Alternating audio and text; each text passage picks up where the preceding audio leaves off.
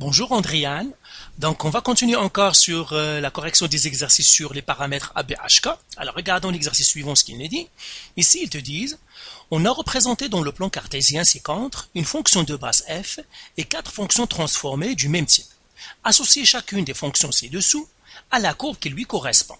Au fond ici il nous donne la fonction de base, donc encore une fois, donc ça c'est la fonction de base. Et toutes les autres fonctions, ce sont les fonctions transformées, ce sont les fonctions G au fond. Et là, qu'est-ce qu'ils nous disent? Ils ont fait les règles de chacune de ces fonctions-là, ils nous disent de dire chacune c'est quoi. Alors, tout simplement, pour trouver les fonctions de base, les fonctions transformées, on va chercher le A, B, H, K pour chacune. Seulement pour différencier, quand tu as des exercices de ce type-là, commence tout simplement par HK, parce que H et K sont plus faciles à trouver, parce que ce ne sont tout simplement que des translations. Donc, par exemple, je vois que la fonction de base a deux points remarquables, le centre ici, et puis j'ai un point remarquable qui a un 1 ici. Maintenant, par exemple, je regarde la 1. Pour la 1, le centre ici, il est venu ici. Donc, qu'est-ce qu'elle a subi? Le H, donc je vais faire pour la 1 ici. Donc déjà, je peux trouver le H et le K. Le H, tout simplement, je dois me tasser de 2 unités vers la gauche. Donc ça, c'est moins 2. H est égal à moins 2. Et puis le K, c'est quoi? Une fois que je me suis tassé de moins 2, je monte de combien? De 1, 2, jusqu'à 6. Donc le K, c'est 6. Je vais regarder laquelle des fonctions qui a un H égal à moins 2 et le K est égal à 6. Alors, la forme générale, c'est G de X. Elle est égale à A. F, B, X moins H, plus K. Donc, je dois toujours m'assurer que j'ai cette forme-là pour trouver les A, les H et le K. Donc, je vais faire le H et le K pour chacune. Donc, ici, le H, ça serait quoi? Ici, c'est moins 2. Tout simplement pourquoi? Parce qu'on a dit le H, c'est toujours le contraire de ce qui paraît. Donc, il paraît plus 2, ça veut dire c'est moins 2. Et le K est égal à moins 6. Non, ça ne fait pas parce que le H est le bon, mais le K n'est pas le bon.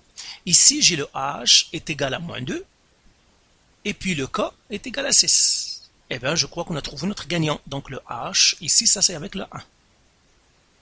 Donc ça c'est H de X. Maintenant, prenons la 2. La 2, elle est là. Même chose. Je vais prendre le point, le centre ici, il est où? Il est ici. Toujours, l'important, c'est identifier tes points remarquables. Et là, encore, la translation que j'ai faite, cette fois-ci, j'ai fait, donc là, je vais effacer ça. Donc, pour la 2, on va effacer ici, effacer ça. Et j'écris maintenant, ça, c'est la 2. Je vais trouver encore HK. Et si jamais je trouve deux qui ont le même HK, là, je dois trouver le AB. Mais si je peux les distinguer par HK, c'est plus facile. Donc là, encore, c'est moins 2. H, c'est moins 2. Et le K, tu vois, ici, je dois descendre jusqu'à moins 6. Donc, le K, c'est moins 6. Moins 2, moins 6, on l'a déjà trouvé. Donc, nous avons trouvé le gagnant. Ça, c'est la 2. Donc, la 2, c'est J de X. Maintenant, la 3. La 3, le centre, il est là. Et encore une fois, on va effacer ici. Donc, ça, c'est la 3. Donc, ça, comme ça. Ça, c'est la 3.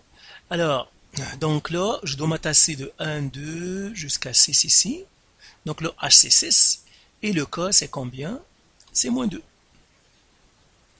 Alors là, le H, ici, il est égal à moins 6, puisque j'ai plus 6, ça veut dire moins 6. Et le K, il est égal à 2.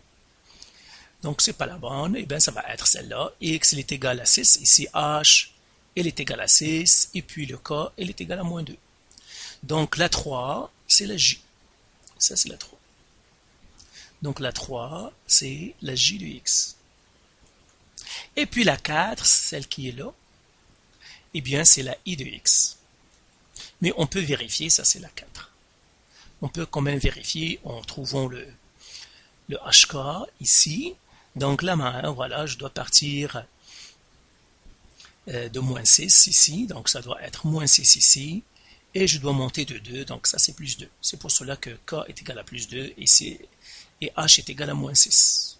Voilà, donc tu vois, ça c'est un exercice quand même facile, tout simplement, identifie ton HK, c'est encore facile.